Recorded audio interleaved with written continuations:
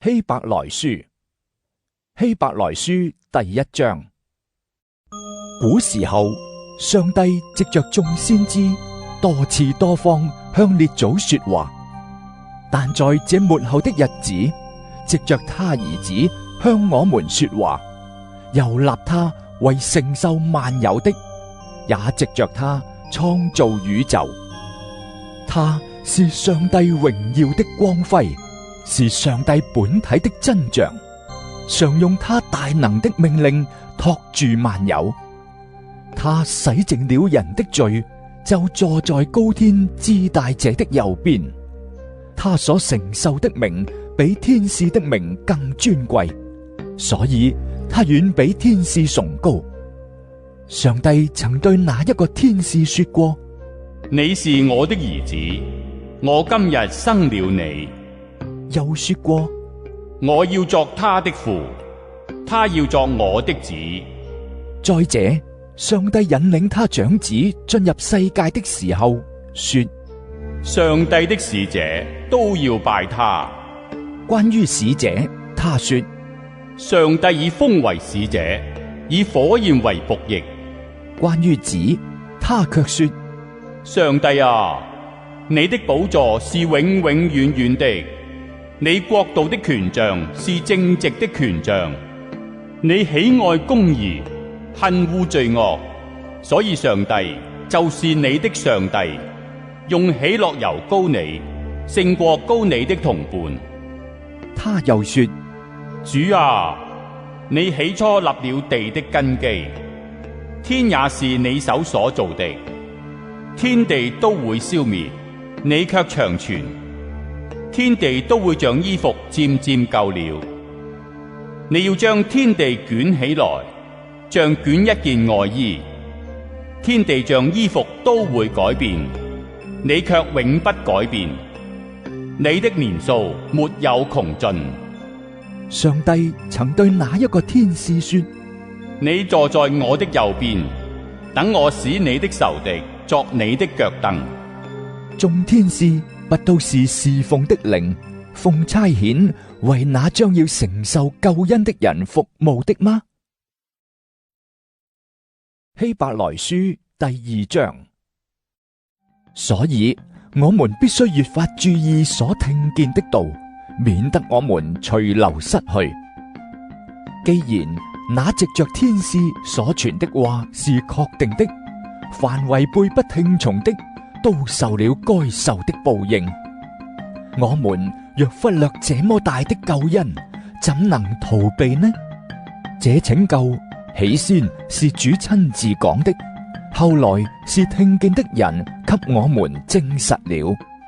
上帝又按自己的旨意，更用神蹟奇事、百般的異能和聖靈所給的恩賜，與他們一同作見證。我們所說將來的世界，上帝沒有交給天使管轄，但有人在經上某處證明說：人算什麼，你竟顧念他；世人算什麼，你竟眷顧他。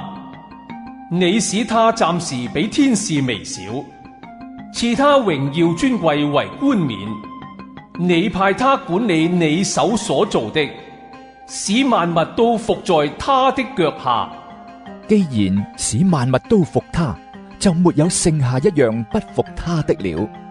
只是如今我們還不見萬物都服他，唯獨見那成為暫時比天使微小的耶穌，因為受了死的痛苦，得了尊貴榮耀為冠冕，好使他因着上帝的恩，為人人經歷了死亡。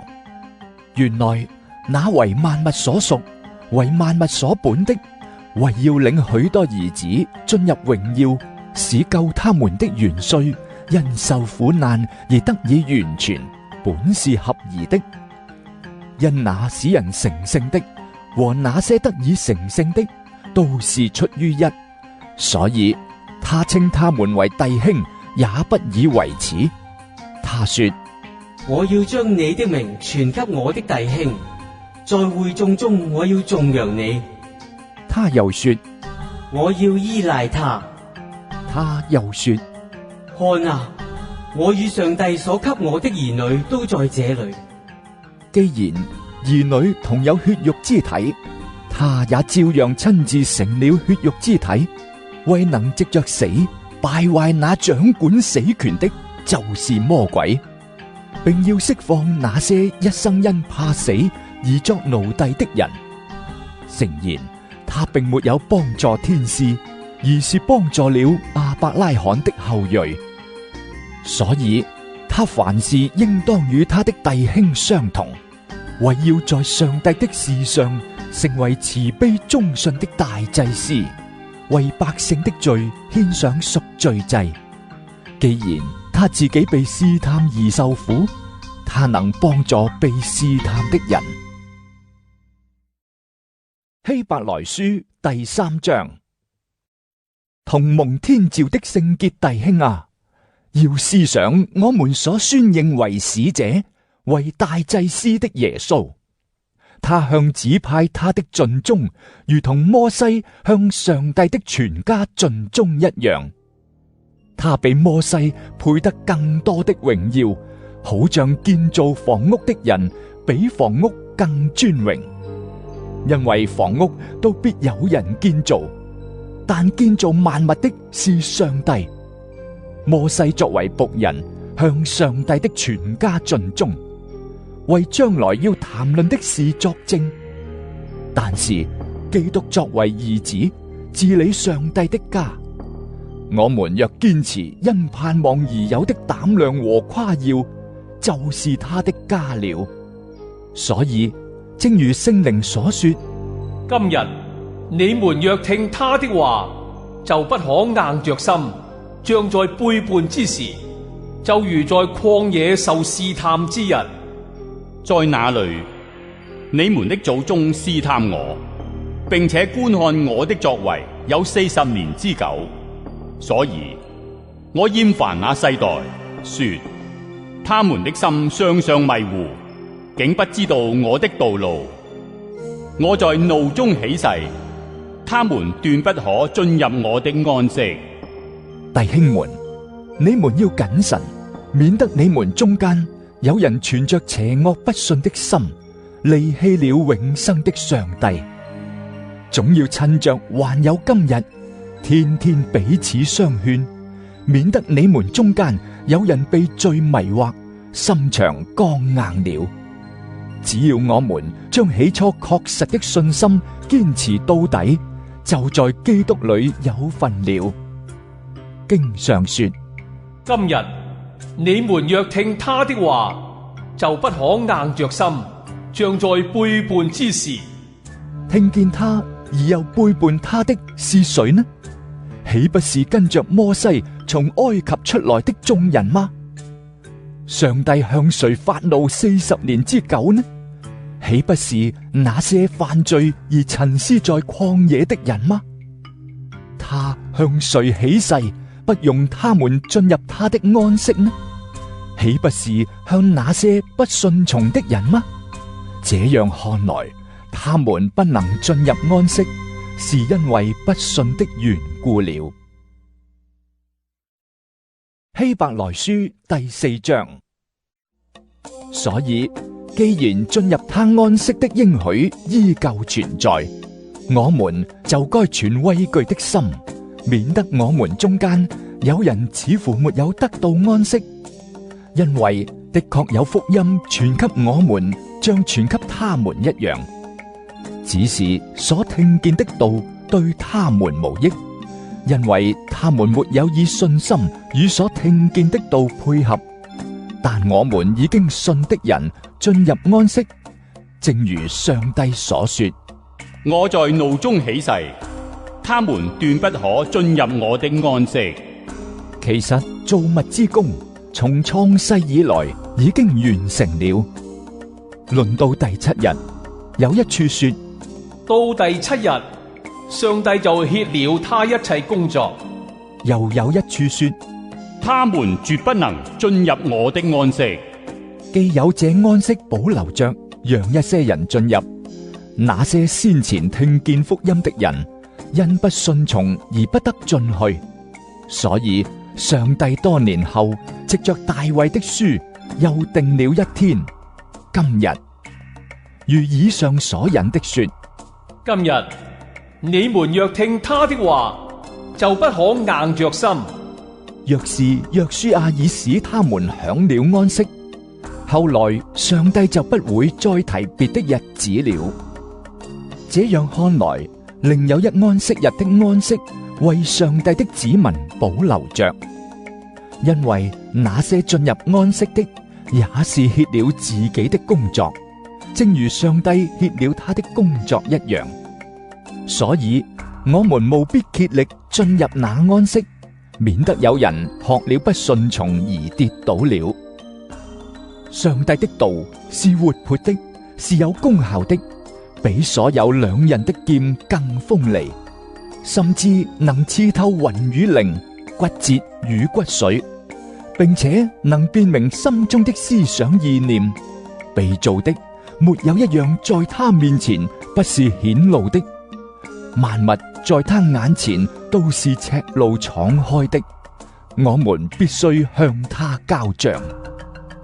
既然我們有一位偉大進入高天的大祭司，就是耶穌，上帝的兒子，我們應當持定所宣認的道，因為我們的大祭司並非不能體恤我們的軟弱，他也在各方面受過試探，與我們一樣，只是他沒有犯罪，所以我們只管坦然無懼地來到施恩的寶座前，為要得憐憫、蒙恩惠、作及時的幫助。希伯來書第5章。凡從人間挑選的大祭司，都是奉派替人辦理屬上帝的事，要為罪獻上禮物和祭物。他能體諒無知和迷失的人，因為他自己也是被軟弱所困，因此他理當為百姓和自己的罪獻祭。沒有人可擅自取得大祭司的尊榮，唯有蒙上帝所選召的才可以，像亞倫一樣。同樣，基督也沒有自取作大祭司的榮耀，而是在乎向他說話的那一位。他說：你是我的兒子，我今日生了你。就如經上又有一處說：你是照着麥基洗德的體系，永遠為祭司。基督在他肉身的日子，曾大聲哀哭，流淚禱告，懇求那能救他免死的上帝，就因他的虔誠蒙了應允。他雖然為兒子，還是因所受的苦難學了順從。既然他得以完全，就為凡順從他的人成了永遠得救的根源，並蒙上帝照着麥基洗德的體系宣稱他為大祭司。論到這事，我們有好些話要說，可是很難解釋，因為你們聽不進去。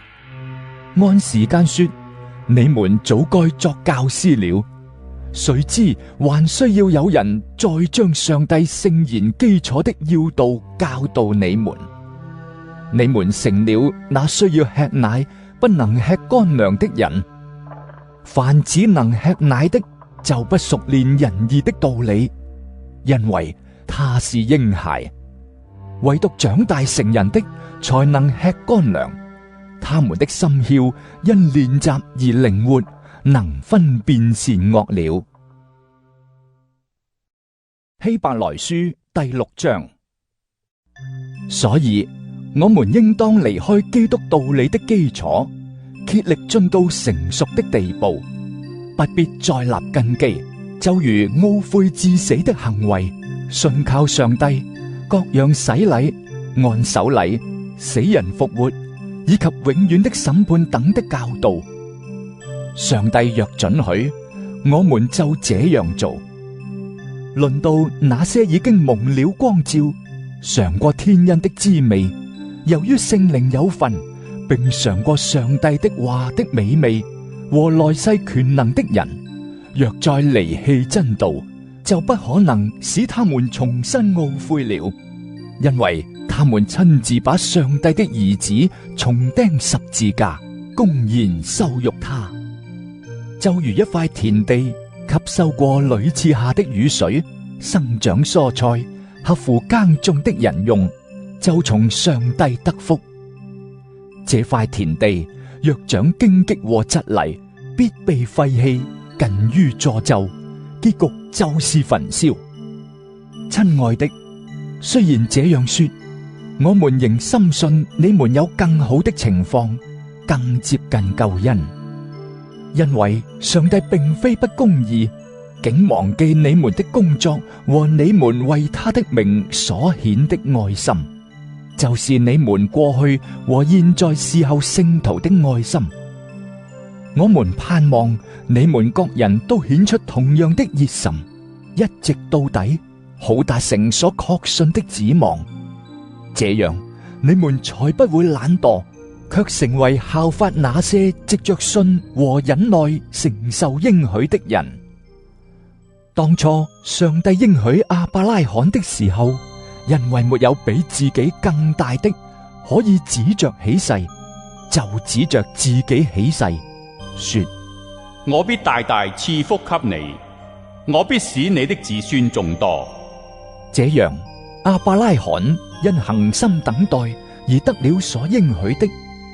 人都是指着比自己大的起誓，並且以起誓作保證，了結各樣的爭論。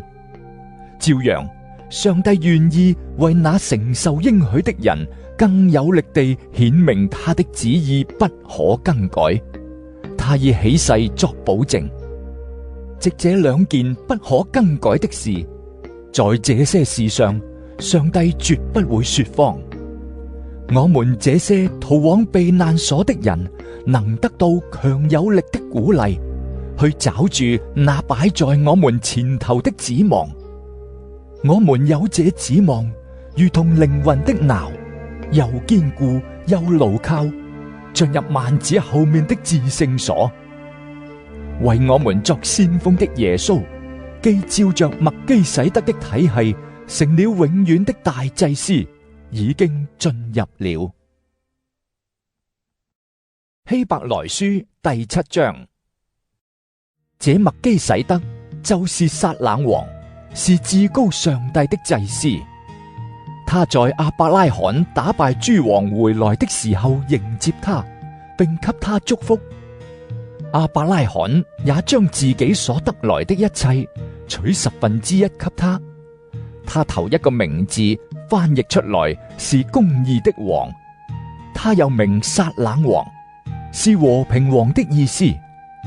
他無父無母無族譜，無生之始無命之終，是與上帝的兒子相似。他永遠作祭司。你們想一想，這個人多麼偉大啊！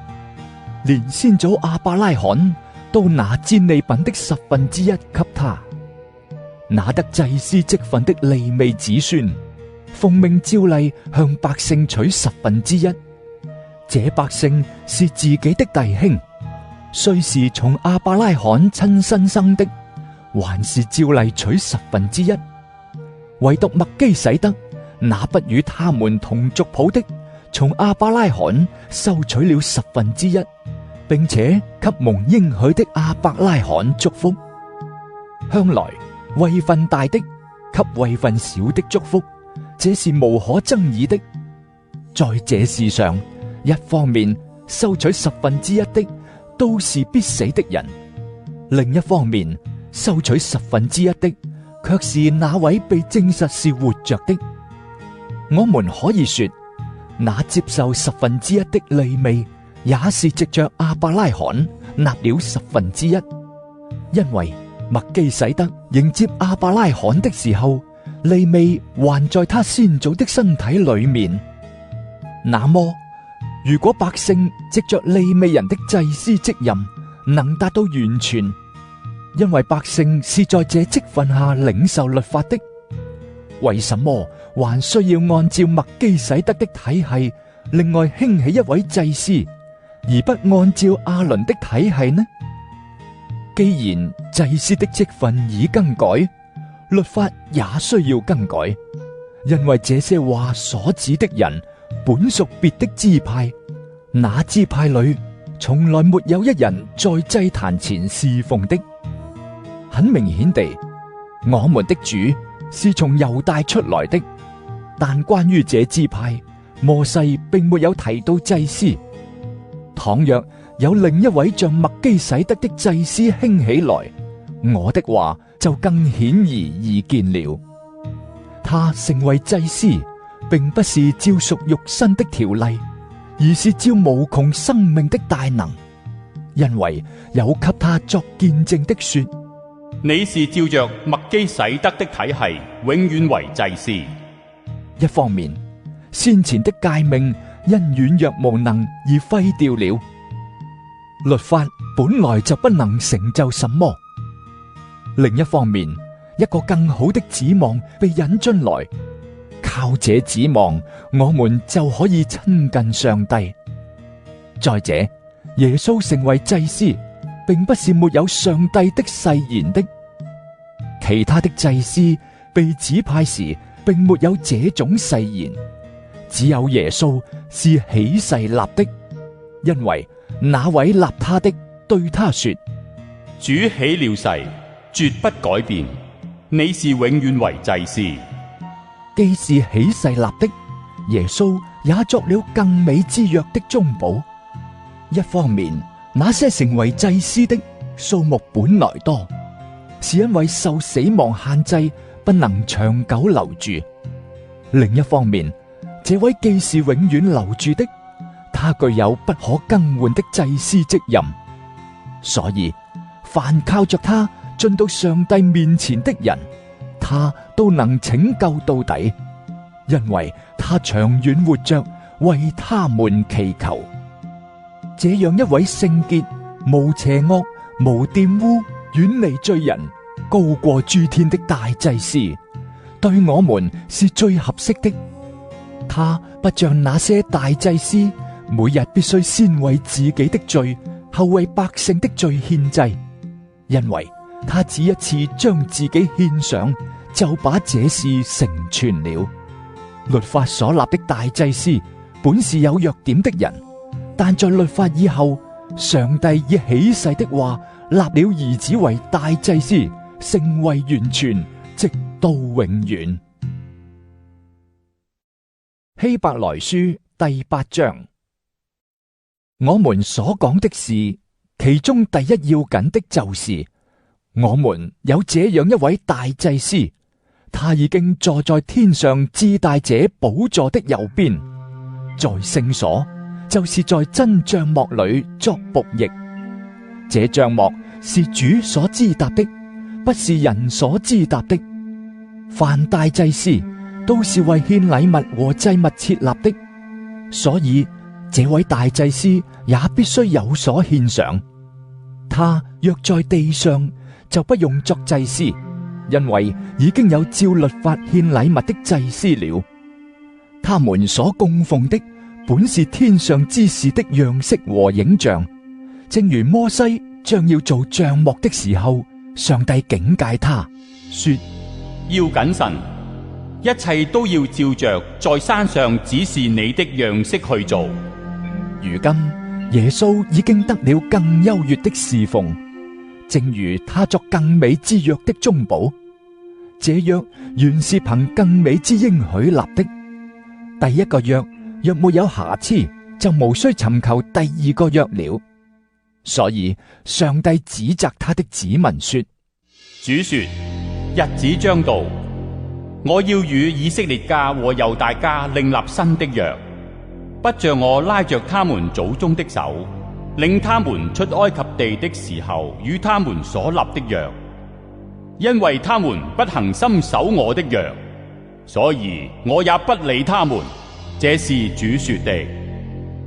主又說，那些日子以後，我與以色列家所立的約是這樣：我要將我的律法放在他們的心思裏，寫在他們的心上。我要作他們的上帝，他們要作我的子民。他們各人不用教導自己的鄉親和自己的弟兄，說：你要認識主，因為從最小的到最大的，他們都要認識我。我要寬恕他們的不義，絕不再記得他們的罪惡。既然上帝提到新的約，那麼第一個約就成為舊的了，而那漸舊漸衰的，必然很快消逝了。希伯來書第9章。原來連第一個約都有敬拜的禮儀和屬世界的聖幕，因為那支搭好了的帳幕，第一層叫聖所，裏面有燈台、供桌和供餅；第二層幔子後又有一層帳幕，叫至聖所，有金香壇和四周包金的約櫃，櫃裏有盛嗎哪的金罐，亞倫那根發過芽的杖和2塊約版。櫃上面有榮耀的基路伯罩着施恩座。有關這一切，我現在不能一一細說。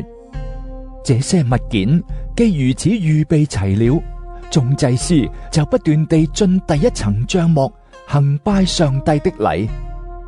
至於第二層帳幕，唯有大祭司1年1次獨自進去，沒有一次不帶着血為自己獻上，也為百姓無意所犯的過錯獻上。聖靈藉此指明，第一層帳幕仍存在的時候，進入至聖所的路還沒有顯示。那第一層帳幕是現今時代的一個預表，表示所獻的禮物和祭物都不能使敬拜的人在良心上得以完全。這些事只不過是有關飲食和各種潔淨的規矩，是屬肉體的條例。它的功效是直到新次序的時期來到為止。但現在基督已經來到，作了已實現的美事的大祭司，經過那更大更全備的帳幕，不是人手所造，也不是屬於這世界的。他不用山羊和牛犢的血，而是用自己的血，只一次進入至聖所，就獲得了永遠的贖罪。若山羊和公牛的血以及母牛犢的灰灑在不潔的人身上，尚且使人成聖，身體潔淨，何況基督的血？他藉着永遠的靈，把自己無瑕疵地獻給上帝，更能洗淨我們的良心，除去致死的行為，好侍奉那位永生的上帝。為此，基督作了新約的中保，因為他的死贖了人在第一個約之時所犯的罪過，使蒙召的人能得着所應許永遠的產業。凡有遺囑，必須證實立遺囑的人已經死了，因為人死了，遺囑才有效力。立遺囑的人尚在，遺囑就不能生效。所以第一個約也是用血立的，因為摩西當日照着律法將各樣誡命傳給眾百姓，就拿朱紅色絨和牛膝草，把牛犢、山羊的血和水灑在書上，又灑在眾百姓身上，說：這血就是上帝與你們立約的憑據。他又照樣把血灑在帳幕和敬拜用的各樣器皿上。按着律法，幾乎每樣東西都是用血潔淨的，沒有流血就沒有赦罪。這樣，照着天上樣式做的物件，必須用這些禮儀去潔淨，但那天上的一切，自然當用更美的祭物去潔淨，因為基督並沒有進了人手所造的聖所，這不過是真聖所的影像，而是進到天上，如今為我們出現在上帝面前。他也無需多次將自己獻上，像大祭司每年帶着牛羊的血進入至聖所。如果這樣，他從創世以來就必須多次受苦了。但如今他在今世的末期顯現，僅一次把自己獻為祭，好除掉罪。按着命定，人人都有一死，死後且有審判。同樣，基督既然一次獻上，擔當了許多人的罪，將來要第二次顯現，與罪無關，而是為了拯救熱切等候他的人。希伯來書第10章。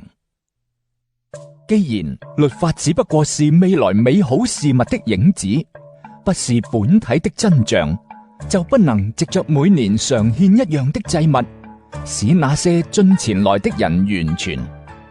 若不然，獻祭的事豈不早已停止了嗎？因為敬拜的人僅只一次潔淨，良心就不再覺得有罪了。但是這些祭物使人每年都想起罪來，因為公牛和山羊的血不能除罪。所以基督到世上來的時候，他說：上帝啊，祭物和禮物不是你所要的，但你曾給我預備了身體。燔祭和贖罪祭是你不喜歡的。那時我說：上帝啊，我來了，為要照你的旨意行。我的事在經卷上已經記載了。以上說，祭物和禮物以及燔祭和贖罪祭不是你所要的，也不是你喜歡的，這都是按着律法獻的。他接着說：我來了，為要照你的旨意行。可見他除去在先的，為要立定在後的。我們憑着這旨意，藉着耶穌基督，僅只一次獻上他的身體，就得以成聖。所有的祭司天天站着侍奉上帝，屢次獻上一樣的祭物，這祭物永不能除罪。但基督獻了一次永遠有效的贖罪祭，就坐在上帝的右邊，從此等候他的仇敵成為他的腳凳，因為他僅只一次獻祭，就使那些得以成聖的人永遠完全。聖靈也對我們作證，因為他說過：主說，那些日子以後，我與他們所立的約是這樣的，我要將我的律法放在他們的心上，又要寫在他們的心思裏。以後又說，他們的罪惡和他們的過犯，我絕不再記得。這些罪過既已蒙赦免，就不用再為罪獻祭了。所以弟兄們，既然我們靠着耶穌的血得以坦然進入至聖所，是藉着他給我們開了一條又新又活的路，從幔子經過，這幔子就是他的身體。既然我們有一位偉大祭司治理上帝的家，那麼我們該用誠心和充足的信心，同以蒙潔淨無虧的良心和清水洗淨了的身體來親近上帝。我們要堅守所宣認的指望，毫不動搖，因為應許我們的那位是信實的。我們要彼此相顧，激發愛心，勉勵行善，不可停止聚會，好像那些停止慣了的人，都要彼此勸勉。既然知道那日子臨近，就更當如此。如果我們領受真理的知識以後，仍故意犯罪，就不再有贖罪的祭物，唯有戰戰兢兢等候審判和那將吞滅眾敵人的烈火了。任何人干犯摩西的律法，憑2個或3個證人，尚且必須處死，不得寬赦。更何況踐踏上帝兒子的人，他們將那使他成聖之約的血當作平常，又褻慢施恩的聖靈的人，你們想他不該受更嚴厲的懲罰嗎？因為我們知道誰說伸冤在我，我必報應。又說主要審判他的百姓。落在永生上帝的手裏，真是可怕啊！你們要追念往日，你們蒙了光照以後，忍受了許多痛苦的掙扎，一面在眾人面前公然被毀謗、遭患難，一面陪伴那些受這樣苦難的人。你們同情那些遭監禁的人，也欣然忍受你們的家業被人搶去，因為你們知道自己有更美好、更長存的家業，所以不可丟棄你們的勇氣。有這樣的勇氣，必得大賞賜。你們必須忍耐，使你們行完了上帝的旨意，可以獲得所應許的。因為還有一點點時候，那要來的就來，必不遲延。只是我的義人必因信得生。他若退縮，我心就不喜歡他。我們卻不是退縮以致沉淪的那等人，而是有信心以致得生命的人。希伯來書第11章。信就是對所盼望之事有把握，對未見之事有確據。古人因着這信獲得了讚許，因着信我們知道這宇宙是藉上帝的話造成的。這樣看得見的是從看不見的造出來的。因着信，亞伯獻祭給上帝，比該人所獻的更美，因此獲得了讚許為義人。上帝親自悅納了他的禮物，他雖然死了，卻因這信仍舊在說話。因着信，以諾被接去，得以不見死，人也找不着他，因為上帝已經把他接去了。只是他被接去以前，以討得上帝的喜悅而蒙讚許。沒有信，就不能討上帝的喜悅，因為到上帝面前來的人，必須信有上帝，並且信他會賞賜尋求他的人。因着信，挪亞既蒙上帝指示他未見的事，動了敬畏的心，造了方舟，使他全家得救。藉此，他定了那世代的罪，自己也承受了那從信而來的義。因着信，亞伯拉罕蒙召的時候，就遵命出去，往將來要承受為基業的地方去。他出去的時候，還不知往哪裏去。因着信，他就在所應許之地作客，好像在異鄉居住在帳棚裏，與蒙同一個應許的以撒和雅各一樣。因為他等候着那座有根基的城，就是上帝所設計和建造的。因着信，撒拉自己已過了生育的年齡，還能懷孕，因為他認為應許他的那位是可信的，所以從一個仿佛已死的人竟生出子孫，如同天上的星那樣眾多，海邊的沙那樣無數。這些人都是存着信心死的，並沒有得着所應許的，卻從遠處觀望，且歡喜迎接。他們承認自己在地上是旅客，是寄居的。說這樣話的人，是表明自己要尋找一個家鄉。他們若想念所離開的家鄉，還有回去的機會，其實他們所羨慕的是一個更美的，就是在天上的家鄉。所以上帝並不因他們稱他為上帝而覺得羞恥，因為他已經為他們預備了一座城。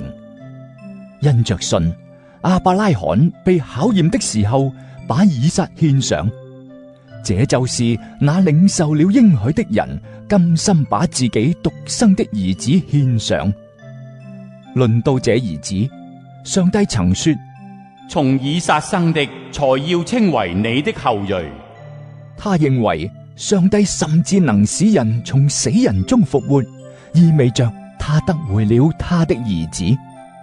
因着信，以撒指着將來的事給雅各、以掃祝福。因着信，雅各臨死的時候給約瑟的兩個兒子個別祝福，扶着拐杖敬拜上帝。因着信，約瑟臨終的時候提到以色列族將來要出埃及，並為自己的骸骨留下遺言。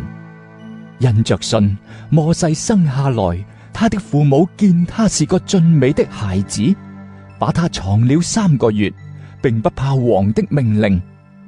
因着信，摩西長大了，不肯稱為法老女兒之子，他寧可和上帝的百姓一同受苦，也不願在罪中享受片刻的歡樂。他把為彌賽亞受凌辱看得比埃及的財物更寶貴，因為他想望所要得的賞賜。因着信，他離開埃及，不怕王的憤怒，因為他恒心忍耐，如同看見那不能看見的上帝。因着信，他設立逾越節，在門上灑血，免得那毀滅者加害以色列人的長子。因着信，他們過紅海，如行乾地。埃及人試着要過去，就被淹沒了。因着信，以色列人圍繞耶利哥城7日，城牆就倒塌了。因着信，妓女拉合曾友善地接待探子，就沒有跟那些不順從的人一同滅亡。我還要說什麼呢？若要一一細說基甸、巴拉、參孫、耶弗他、大衛、撒母耳和眾先知的事，時間就不夠了。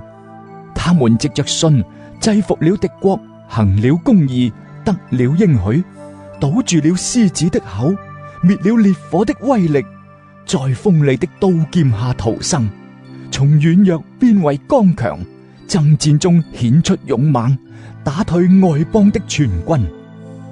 有些婦人得回從死人中復活的親人，又有人忍受嚴刑，拒絕被釋放，為要得着更美好的復活。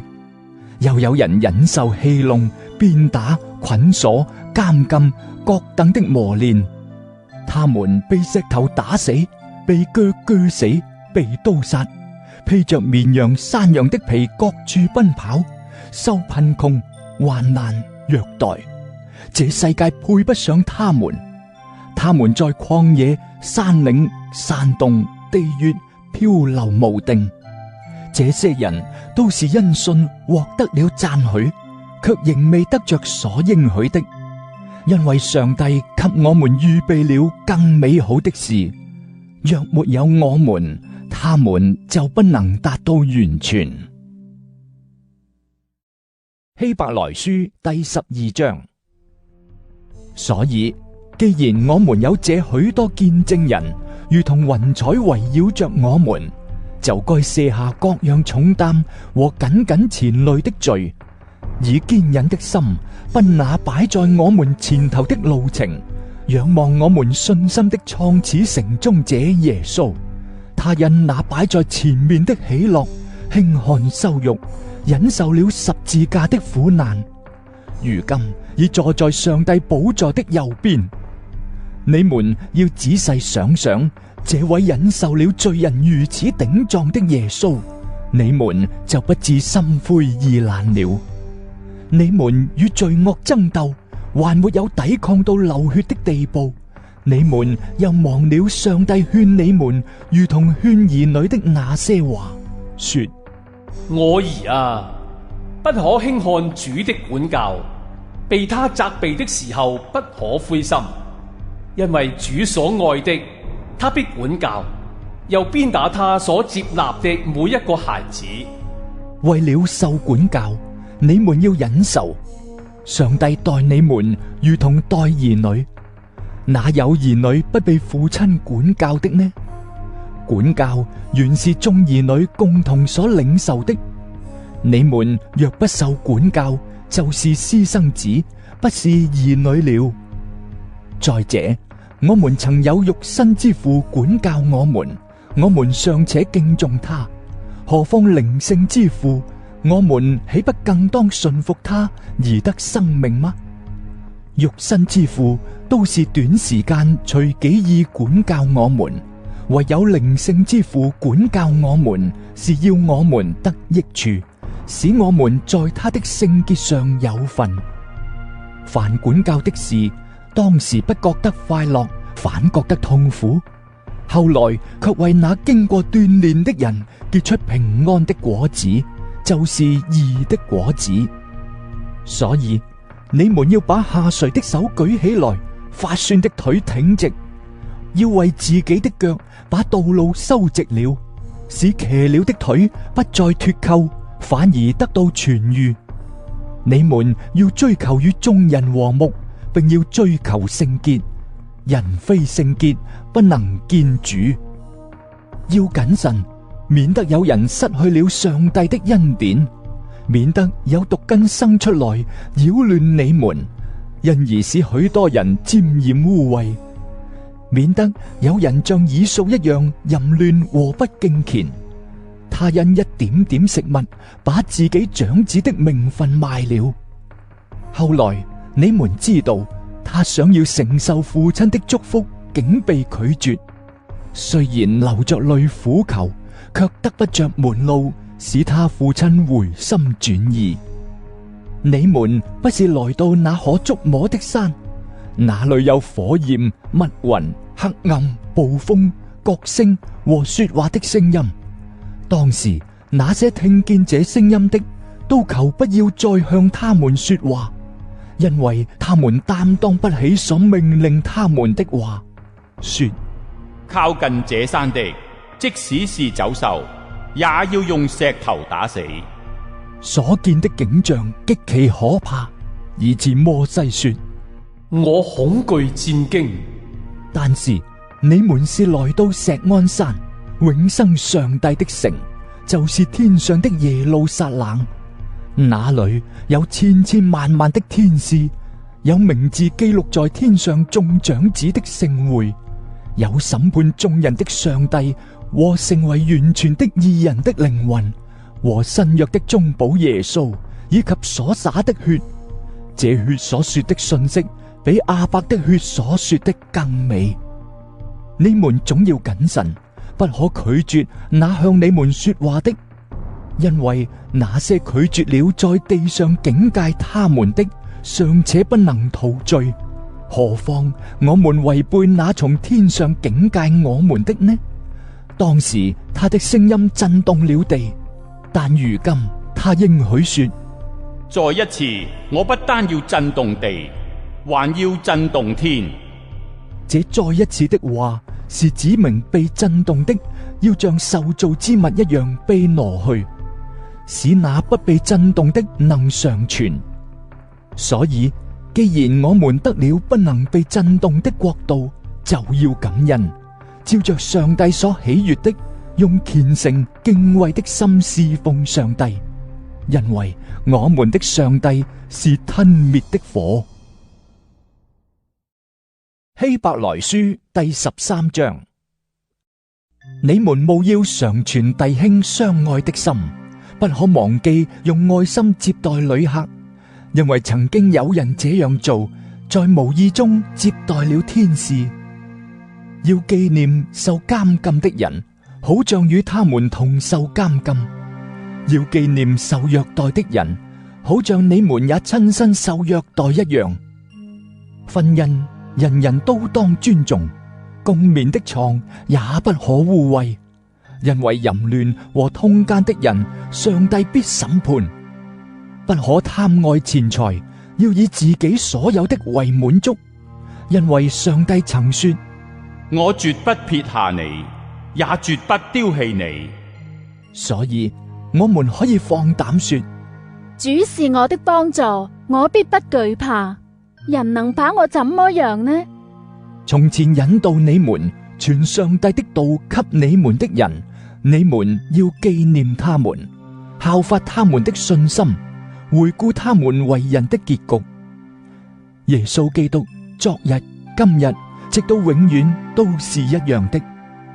你們不要被種種怪異的教訓勾引了去，因為人的心靠恩典得堅固才是好的，並不是靠飲食。那在飲食上用心的，從來沒有得到益處。我們有一祭壇，上面的祭物是那些在會幕中供職的人無權可吃的，因為牲畜的血被大祭司帶入至聖所作贖罪祭，牲畜的體卻在營外燒掉。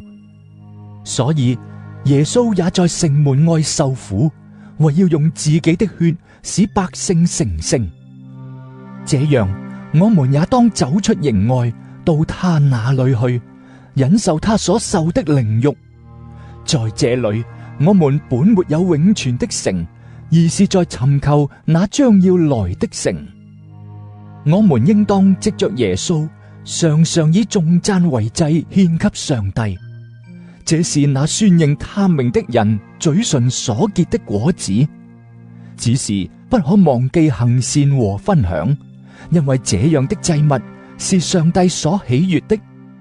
你們要服從那些引導你們的，並且要順服，因為他們為你們的靈魂時刻警醒，像在上帝面前交賬的人，讓他們在交賬的時候有喜樂，而不是嘆息。嘆息就對你們無益了。請你們為我們禱告，因為我們自覺良心無虧，願意凡事按正道而行。我更求你們為我禱告，使我快些回到你們那裏去。但願賜平安的上帝，就是那憑永約之血把群羊的大牧人，我們主耶穌從死人中領出來的上帝，在各樣善事上裝備你們，使你們遵行他的旨意，又藉着耶穌基督在我們裏面行他所喜悅的事，願榮耀歸給他，直到永永遠遠。阿門。